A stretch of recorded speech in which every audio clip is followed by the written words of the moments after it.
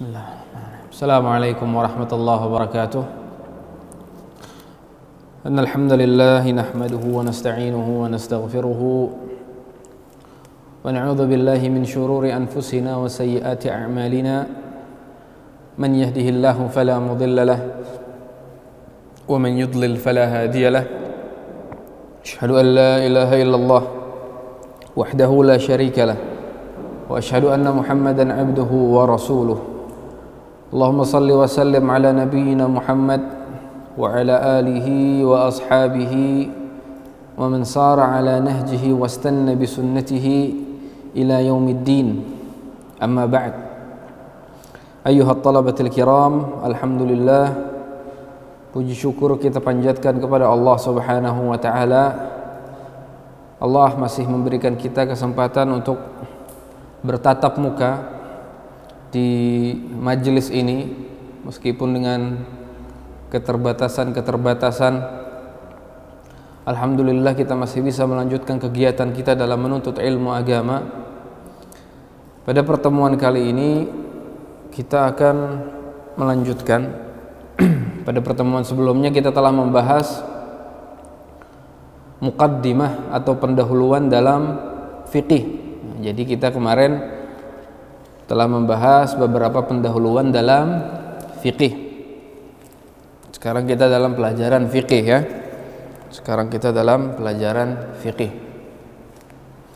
Kemarin telah kita bahas beberapa pendahuluannya, ta'rif fiqih, pengertian fiqih secara bahasa maupun secara istilah syar'i. Telah kita bahas juga hukum mempelajari ilmu fiqih. Mudah-mudahan antum masih ingat. Kita bahas juga tujuan atau ghayah, tujuan yang ingin kita capai. Apa tujuan yang ingin kita capai ketika kita mempelajari ilmu fikih tersebut? Nah, ini semuanya sudah kita bahas satu persatu, telah kita rincikan satu persatu secara ringkas. Fikih yang masih ingat secara bahasa adalah al-fahm atau pemahaman. Fikih secara bahasa artinya adalah al-fahmu, pemahaman. Secara istilah, inilah fikih yang akan kita pelajari, al-ilmu bil ahkam asy-syar'iyyatil 'amaliyah al-muktasabah min adillatiha at-tafsiliyah. Ilmu-ilmu yang berkaitan dengan hukum-hukum syar'i dalam amalan-amalan seorang hamba, yang hukum tersebut diambil dari dalil-dalil terperinci Al-Quran, As-Sunnah, dan lain sebagainya. Jadi inilah ranah pembahasan ilmu fikih sebagaimana yang telah kita jelaskan pada pertemuan sebelumnya. Ranahnya adalah di ranah amaliyah, yaitu amalan-amalan seperti taharah, salat, puasa, zakat, haji, dan lain sebagainya. Bukan ranah i'tiqadiyah atau aqidah atau keyakinan. Nah, ini buku acuan kita dalam pelajaran ini adalah sebagaimana yang antum lihat, mungkin antum sudah mendapatkan semuanya. Nah, ini mungkin cetakannya berbeda, akan tetapi insya Allah dalamnya sama. Cetakan yang anda pegang ini cetakan yang terdahulu. Inilah buku panduan kita pada pelajaran fikih di Ma'had Intan Ilmu ini, yaitu fikih Matan Abi Syuja'. Kitab Matan Abi Syuja'. Matan Abi Syuja', yaitu kitab ini membahas fiqih Syafi'i secara ringkas. Fiqih dalam madhab Imam Syafi'i secara ringkas. Kenapa kita memilih fiqih dalam madhab Imam Syafi'i? Dikarenakan inilah yang kita temui di mayoritas masyarakat kita di Indonesia. Artinya mayoritas madhab atau mayoritas penduduk Indonesia mengamalkan fikihnya dengan fikih madhab Imam Asy-Syafi'i. Itu makanya kita juga mempelajari fikih madhab Imam Asy-Syafi'i agar selaras dengan apa yang kita lewati dalam keseharian kita di dalam masyarakat dan lain sebagainya. Fikih ini adalah ringkasnya, kata para ulama, Kitab Matan Abi Syuja', atau yang nama asli buku ini adalah Al-Ghayah wat Taqrib. Judul buku aslinya Al-Ghayah wat Taqrib. Anda tuliskan.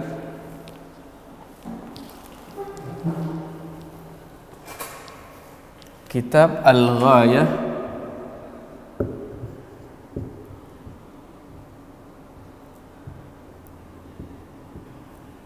wa At-Taqrib.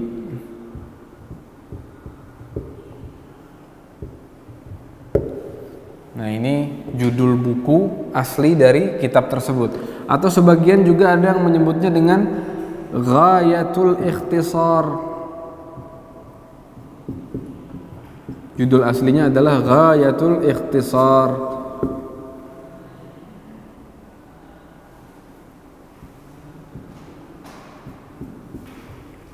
Nah, inilah judul asli dari kitab Matan Abi Syuja'.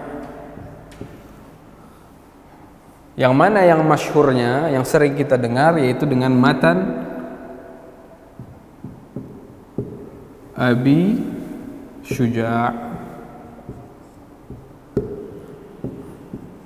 Sebagaimana yang tertulis di sampul kitab tersebut, Matan Abi Syuja'. Nah, siapa Abu Syuja' ini? Ini adalah penulis kitab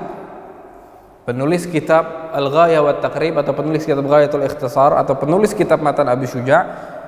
Dia adalah Abu Syuja'. Apakah Abu Syuja' ini namanya atau bukan? Abu Syuja' adalah kunyahnya. Abu Syuja' adalah kunyahnya. Nama aslinya adalah Ahmad bin Al-Husain Ahmad bin Husain bin Ahmad Al-Asfahani. Al-Asfahani. Al-Asfahani.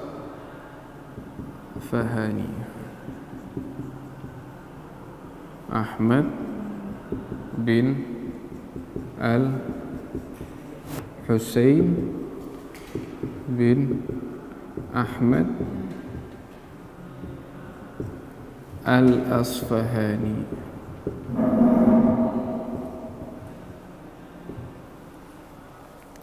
Inilah nama asli beliau. Inilah nama asli Qadhi Abu Syuja' rahimahullahu ta'ala. Namanya adalah Ahmad bin Al-Husain bin Ahmad Al-Asfahani. Al-Asfahani ini adalah nama daerah di Irak. Al-Asfahan, artinya beliau dari Asfahan. Sama seperti mudir ma'had kita, Ustadz Ahmad Zainuddin Al-Banjari, artinya beliau berasal dari Banjar. Nah, ini juga demikian. Ini namanya ya nisbah. Al-Asfahani artinya beliau adalah orang Asfahan. Asfahan adalah salah satu daerah di Irak. Nah, ini nama aslinya. Ini nama aslinya. Beliau lebih dikenal dengan nama Abu Syuja'.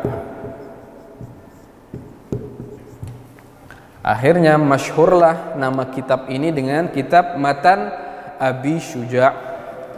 Matan Abi Syuja'.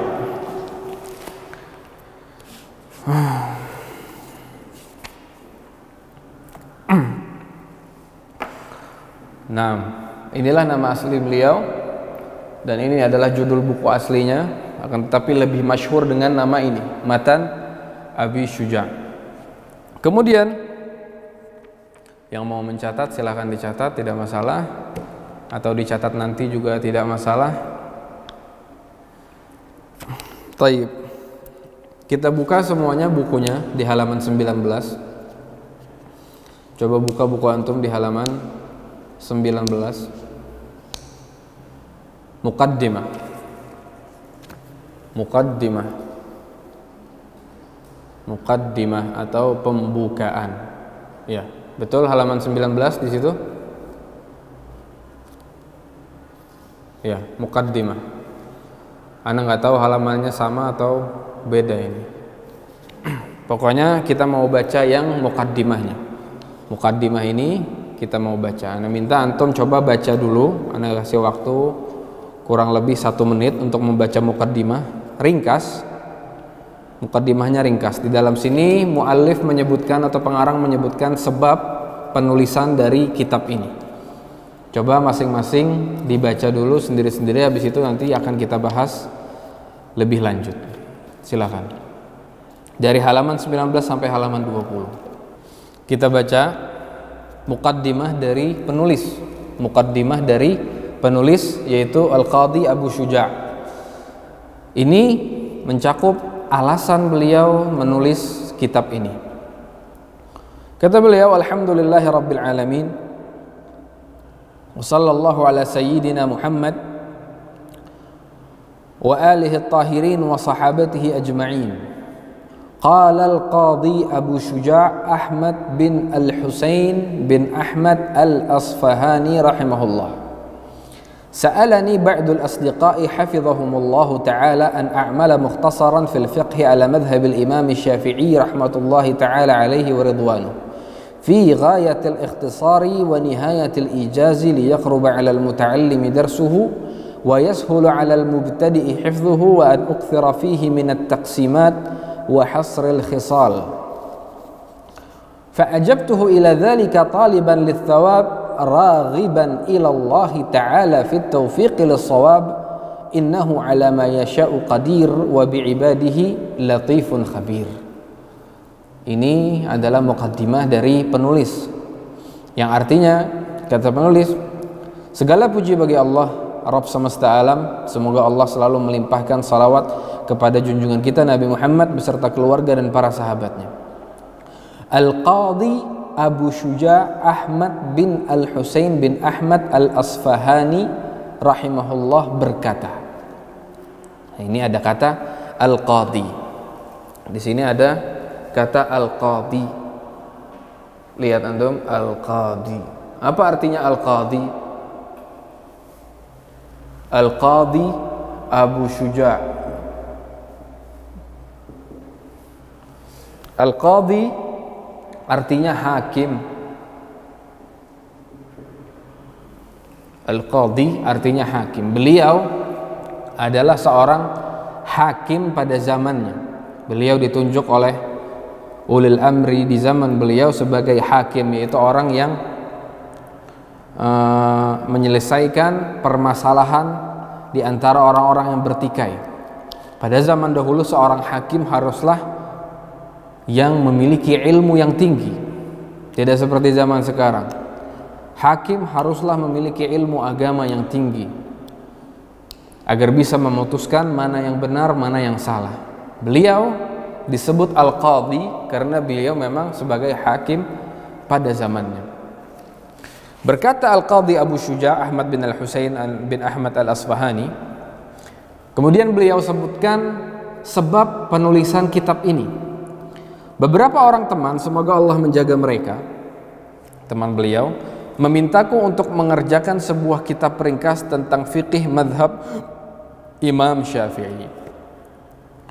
Jadi kitab ini ditulis berdasarkan permintaan beberapa teman beliau agar minta dituliskan, teman-teman beliau meminta kepada beliau untuk menuliskan sebuah kitab yang ringkas, sebuah kitab yang sangat-sangat ringkas di dalam madhab al-Imam Asy-Syafi'i, di dalam madhab al-Imam Asy-Syafi'i. Itu makanya di sini tulisannya fikih praktis madhab Syafi'i, karena ini sangat praktis, sangat ringkas, dan inilah madhab inilah yang akan kita pelajari di ma'had ini. Tentu perlu kita ketahui madhab fiqih ada banyak. Ada fiqih madhab Hanafi, al-Imam Abu Hanifah. Ada fiqih madhab Maliki, madhabnya Imam Malik. Ada fiqih madhab Asy-Syafi'i dari al-Imam Asy-Syafi'i. Ada fiqih madhab Hambali dari Imam Ahmad bin Hanbal dan lain sebagainya. Tetapi yang kita pelajari di ma'had ini adalah fiqih madhab Syafi'i. Itu makanya nanti kalau antum melihat ada beberapa perbedaan masalah, perbedaan praktek dalam beberapa kasus dalam ibadah yang menyangkut ranah fikih, ini kalau memang masih bersandarkan kepada dalil, maka itu bisa diambil. Itu makanya madhab itu jadi banyak, karena banyak istinbat yang berbeda-beda. Istinbat atau mengambil kesimpulan dari dalil dengan cara yang berbeda-beda, akhirnya timbullah pemahaman yang berbeda. Akan tetapi istinbat yang kita ambil adalah istinbat dari madhab al-Imam Asy-Syafi'i. Kata Qadhi Abu Syuja', mereka memintaku untuk mengerjakan sebuah kitab ringkas tentang fikih madhab Imam Syafi'i. Semoga rahmat dan keridhaan Allah Ta'ala terlimpahkan kepadanya, yang benar-benar ringkas dan pendek. Benar-benar ringkas dan pendek. Itu makanya antum lihat, ini buku sekecil ini, setebal ini mencakup hampir semua bab fikih. Mencakup hampir semua bab fikih yang dibahas dengan ringkas, Kenapa mereka, teman-teman beliau, meminta dengan ringkas? Liyashula 'alal muta'allimi darsuhu, agar sehingga mempermudah bagi pelajar dalam mempelajarinya dan menghafalnya. Nah, jadi inilah tujuan Qadhi Abu Syuja'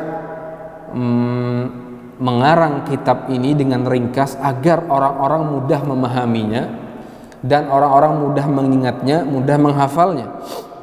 Mereka juga memintaku untuk memperbanyak bagian-bagiannya dan membatasi permasalahannya.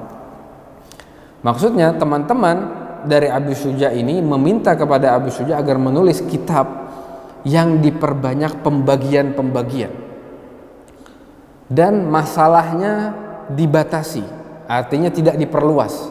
Memperbanyak bagian-bagian seperti misalnya syarat salat ada 1, 2, 3, 4, rukun salat ada 1, 2, 3, 4, pembatal salat 1, 2, 3, 4, dan lain sebagainya. Nanti akan kita dapati di dalam kitab ini bentuknya banyak pembagian-pembagian. Jadi kita gampang untuk memahami, mudah untuk mengingat, mudah untuk menghafalkan. Dan permasalahannya pun dibatasi. Artinya kalau antum memerlukan permasalahan yang lebih luas, kitab ini tidak memberikan hal tersebut. Karena kitab ini ditujukan untuk pemula dalam penuntut ilmu. Kitab ini ditujukan untuk pemula dalam penuntut ilmu. Maka dari itu saya menyambutnya seraya mengharapkan pahala dan taufik dari Allah Subhanahu wa taala menuju kebenaran. Sesungguhnya Dia mampu melakukan apa yang diinginkannya, Maha lemah lembut kepada para hambanya dan Maha mengetahui. Inilah muqaddimah dari pengarang ini, Al-Qadhi Abu Syuja', tentang sedikit nubdzah atau cerita di balik penulisan kitab ini dari beliau rahmatullahi alaih. Setelah kita baca muqaddimah, kita balik lagi, langsung kita akan menemukan yang namanya kitab Thaharah.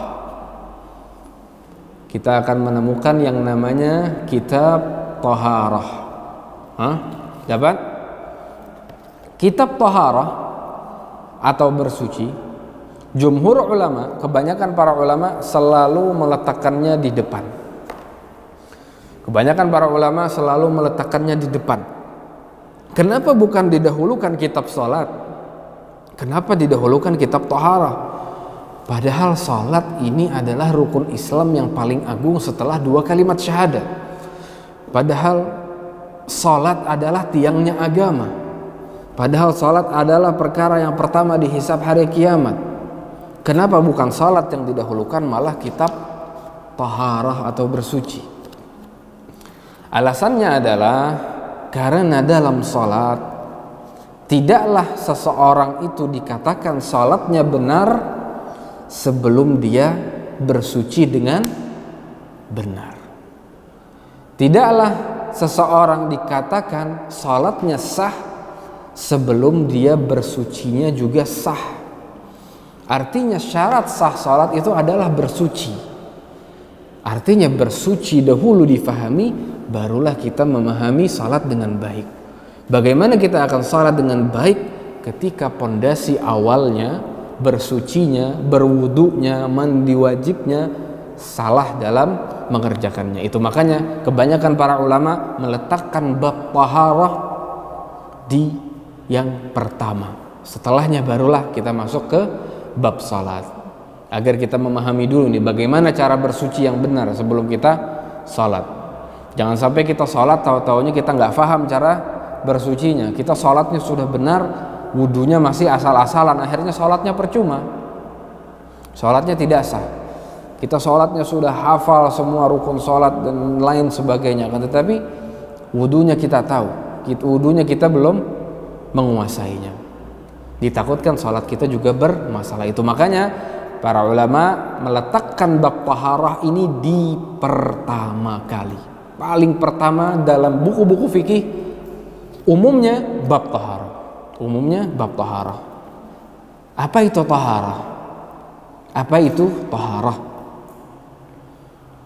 Apa itu taharah? Taharah bahasa Indonesianya ringkasnya adalah bersuci. Bersuci. Anda tuliskan.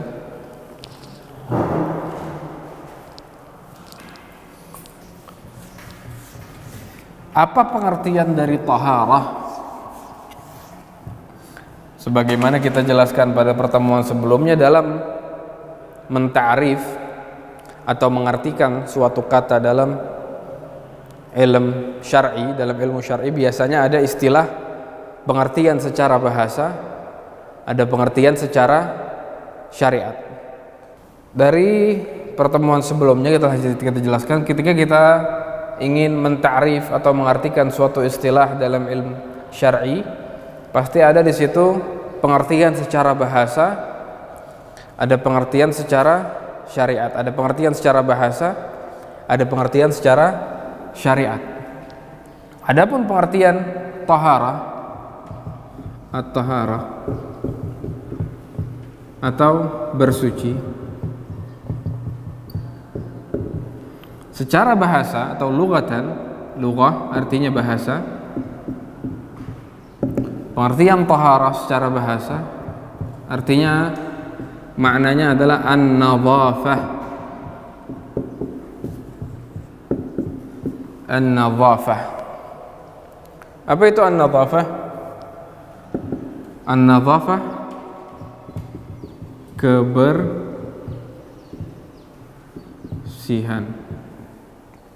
An-nadhafah artinya adalah kebersihan. Adapun secara istilah syariat, apa yang dimaksudkan dengan taharah secara bahasa artinya adalah an-nadhafah. Artinya taharah sama artinya dengan nadhafah, kebersihan atau kesucian, bersuci atau bisa kita katakan kesucian. Adapun secara istilah, dan inilah yang akan kita bahas, atau secara syariat,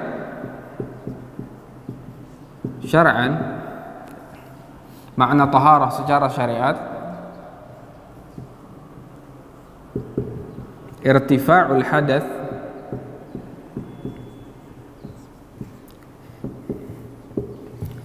wa zawal an-najis.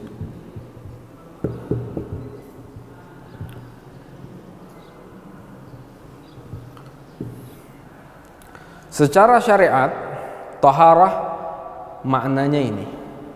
Inilah yang ada di pembahasan kita dalam kitab taharah. Apa itu? Irtifa'ul hadath wa zawalun najas. Terangkatnya hadath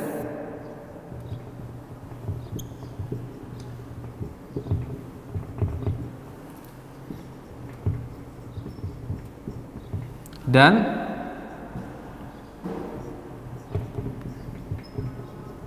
hilangnya najis. Nah, inilah yang akan kita bahas dalam bab atau kitab taharah. Bagaimana kita mengangkat hadas yang ada pada diri kita, baik itu hadas akbar, hadas asghar, baik itu hadas besar atau hadas kecil. Yang mana hadas kecil kita mengangkatnya dengan berwudu, hadas besar kita mengangkatnya dengan mandi wajib, dan bagaimana kita menghilangkan najis yang ada pada diri kita atau yang ada di sekitar kita. Nah, inilah inti pembahasan dari kitab taharah. Tata cara mengangkat hadas, tata cara menghilangkan najis atau membersihkan najis dan kotoran dan sebagainya. Nah, inilah pengertian secara syar'i dari at-taharah.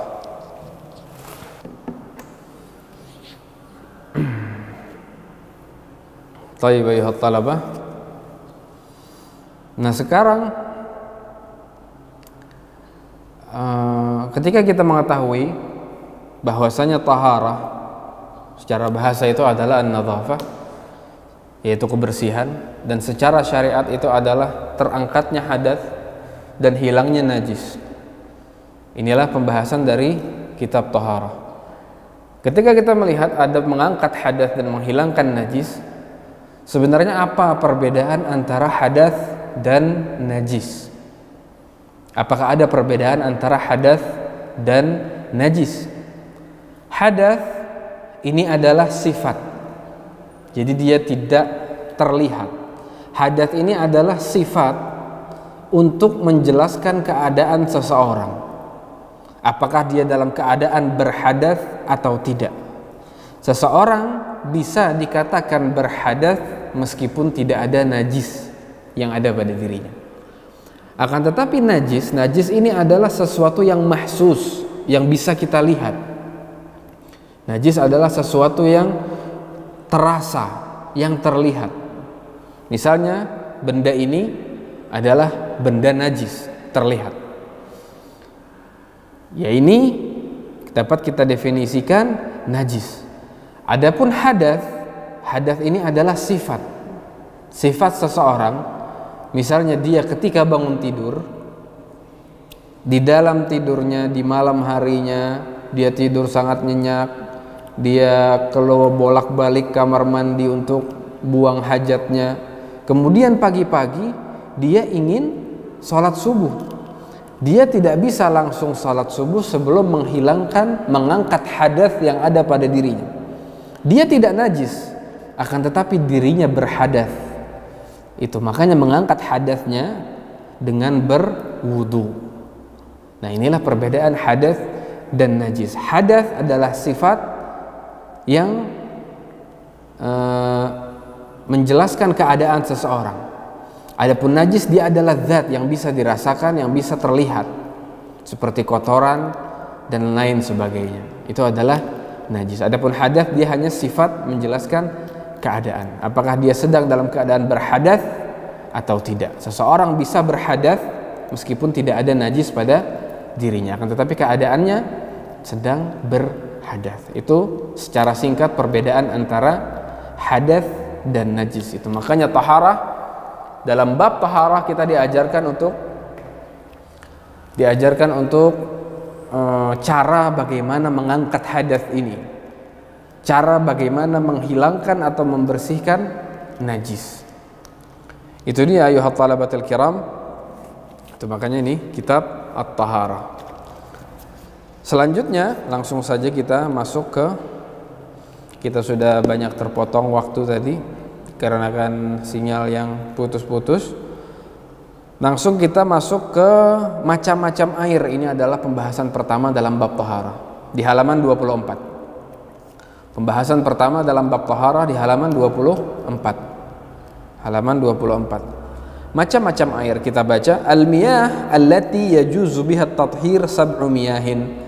Ma'us sama'i wa ma'ul bahri wa ma'un nahri wa ma'ul bi'ri wa ma'ul aini wa ma'ul thalji wa ma'ul barat.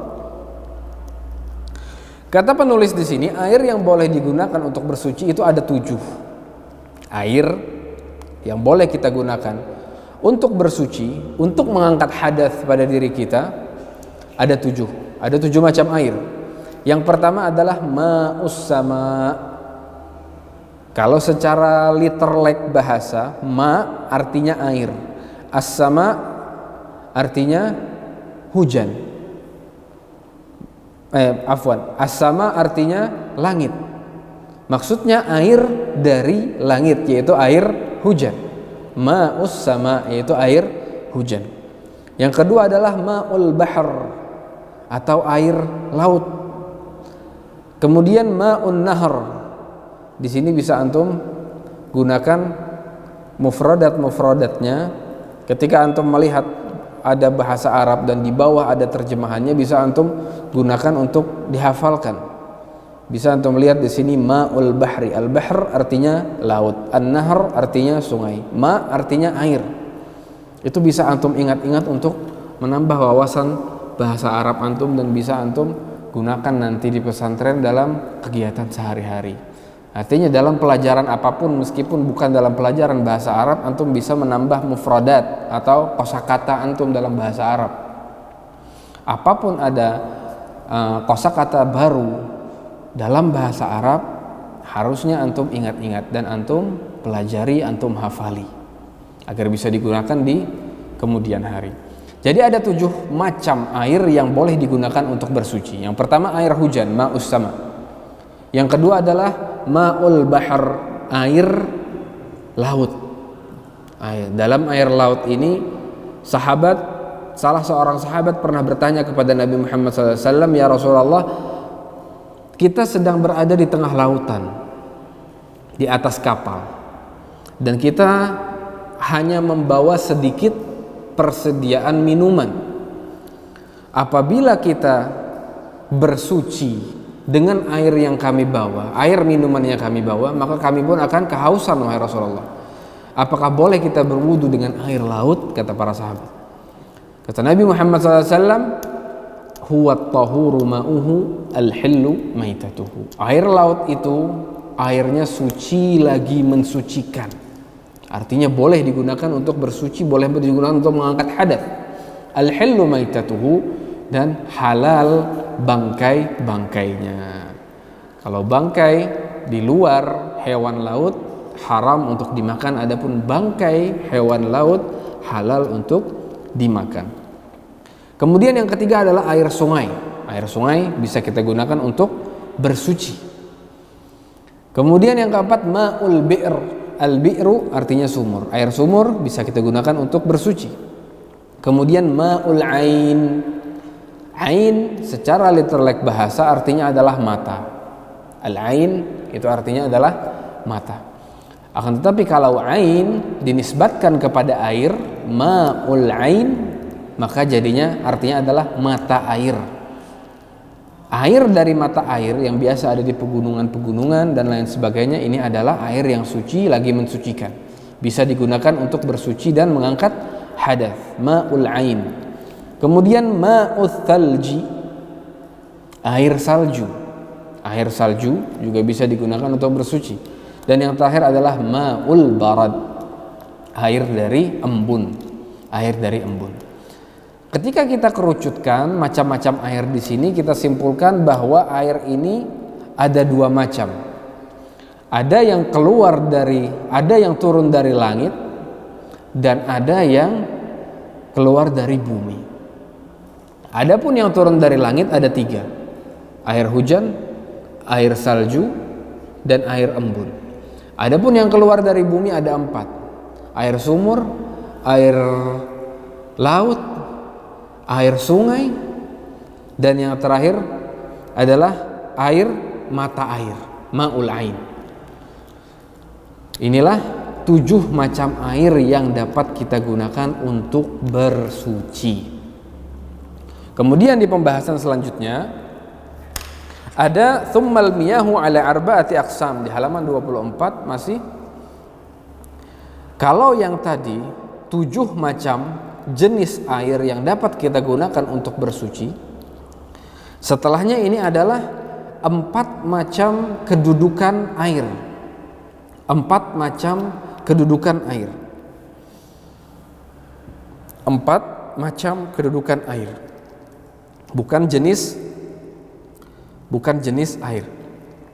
4 macam kedudukan air.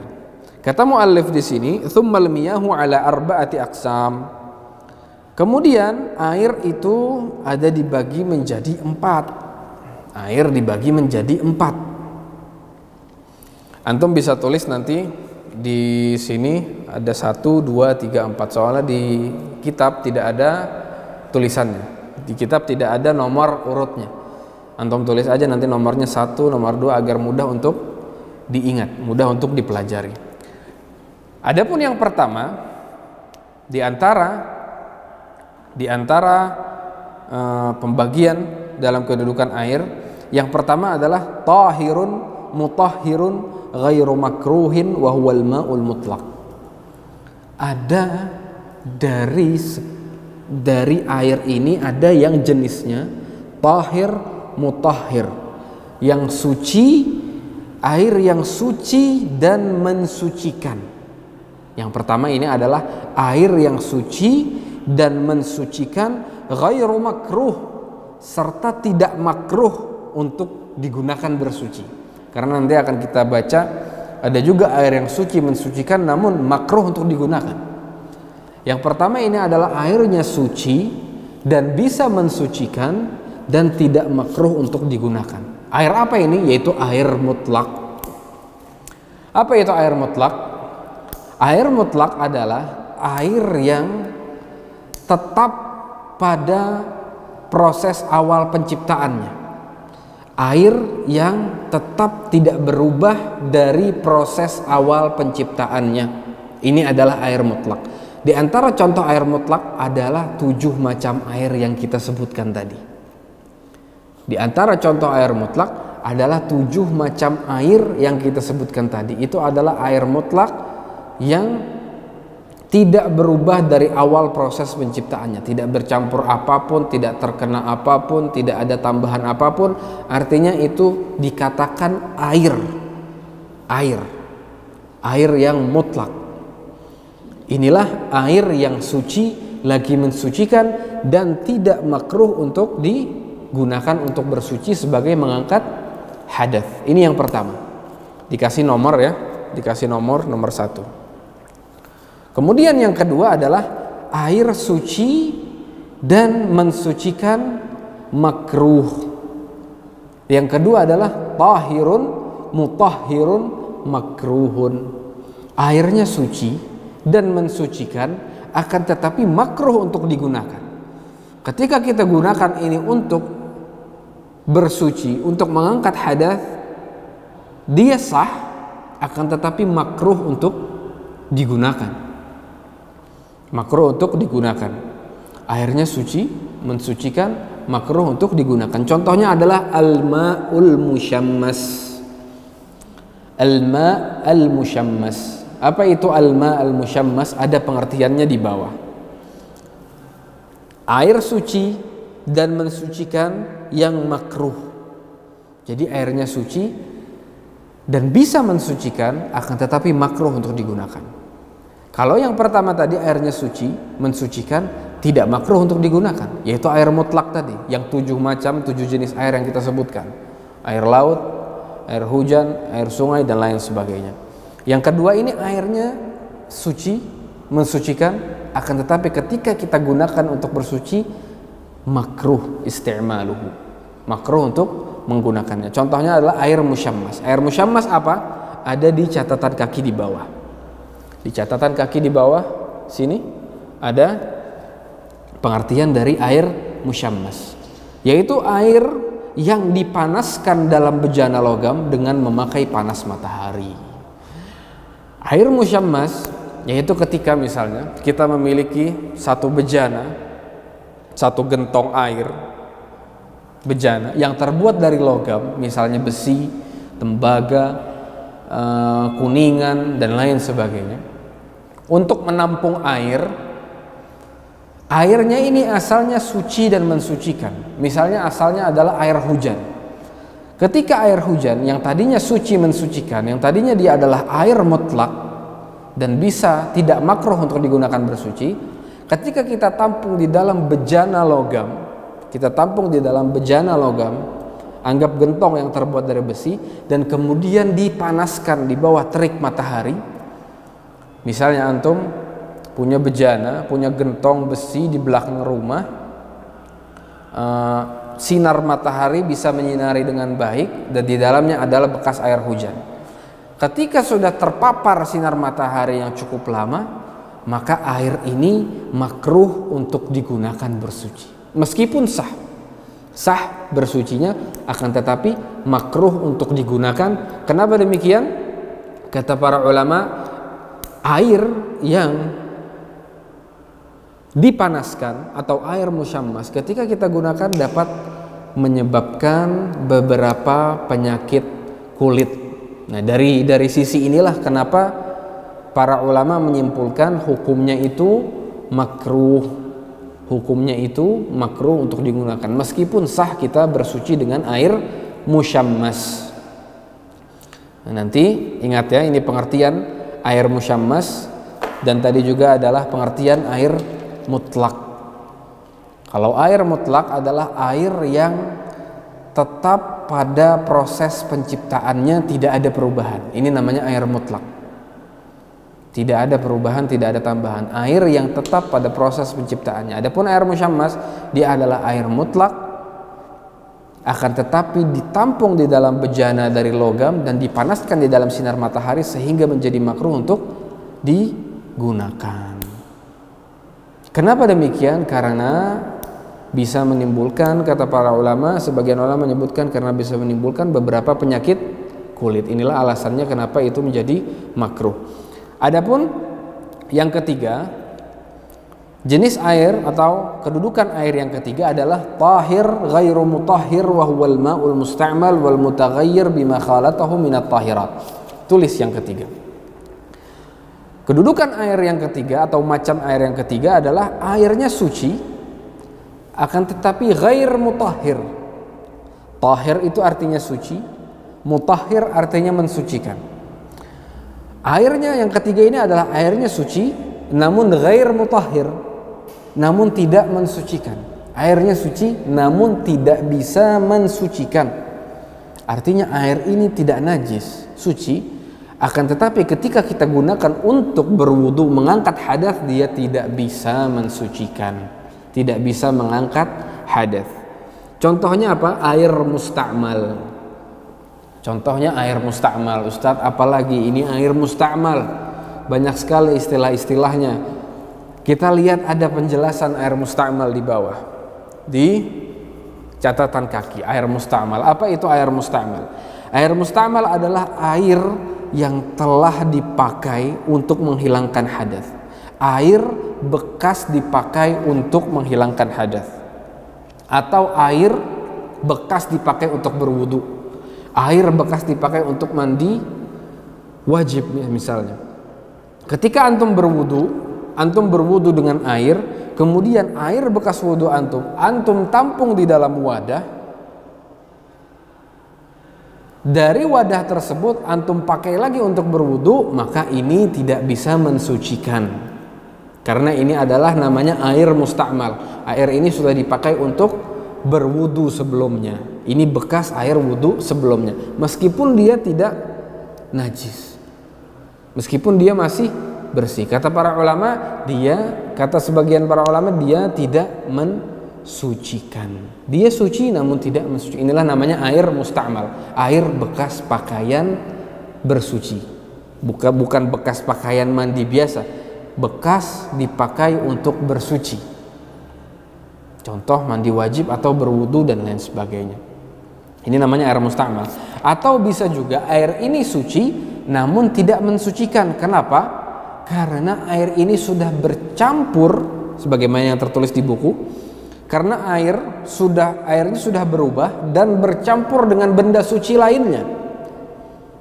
Yang tadinya dia suci dan mensucikan, karena bercampur dengan benda suci lainnya, akhirnya tidak bisa mensucikan, tidak bisa mengangkat hadas.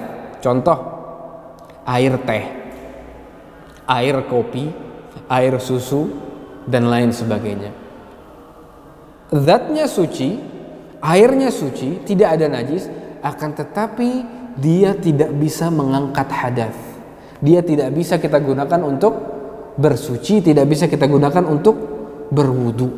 Ini adalah air suci yang tercampur sehingga berubah warnanya dengan zat suci yang lain, sehingga berubah bentuknya, tidak jadi lagi ma mutlak, tidak menjadi air mutlak. Contohnya tadi air teh dan lain sebagainya. Itu adalah yang ketiga. Adapun yang terakhir, nah ini kita jelaskan sedikit saja karena waktu sangat terbatas. Yang terakhir itu adalah air najis. Air najis jelas. Yang keempat, air najis adalah suatu air yang terkena najis. Air yang tadinya suci mensucikan menjadi najis karena terkena salah satu zat yang najis. Contoh terkena air kencing, terkena darah dan lain sebagainya. Maka ini tidak bisa kita gunakan untuk bersuci. Dia sendiri zatnya saja tidak suci, apalagi kita gunakan untuk bersuci, tentu tidak mencukupi dan tidak boleh. Air najis, apa itu air najis? Wa ma'un najisun wa huwa alladhi hallat fihi najasatun wa huwa dunal qullatain aw kana qullatain fataghayyar wal qullatanu 500 ratlin baghdadiyin taqriban fil asah. Air najis yaitu air yang bercampur benda najis dan jumlahnya tidak sampai 2 qullah atau mencapai 2 qullah namun telah berubah. Ukuran 2 qullah air kira-kira berjumlah 500 rital Baghdad berdasarkan pendapat yang paling benar. Tentu ini membingungkan. 2 qullah, apa itu 2 qullah, apa itu rital dan lain sebagainya. Intinya air najis adalah air yang tercampur dengan zat yang najis. Untuk pembahasan yang lebih rinci insyaallah nanti akan kita lanjutkan pada pertemuan selanjutnya. Nanti akan kita bahas apa itu qullah, bagaimana kadar ukuran benda itu atau air itu dikatakan najis, seberapa banyak takaran airnya sehingga bisa menjadi najis dan lain sebagainya. Insyaallah nanti pada pertemuan selanjutnya akan kita bahas lebih detail. Ini yang bisa Anda sampaikan, insyaallah dapat difahami. Insyaallah bisa difahami. Kalau nanti ada yang terpotong bisa dilihat lagi, ada cuplikannya ya. Bisa dilihat lagi nanti cuplikannya kalau ada beberapa yang terpotong. Jelas?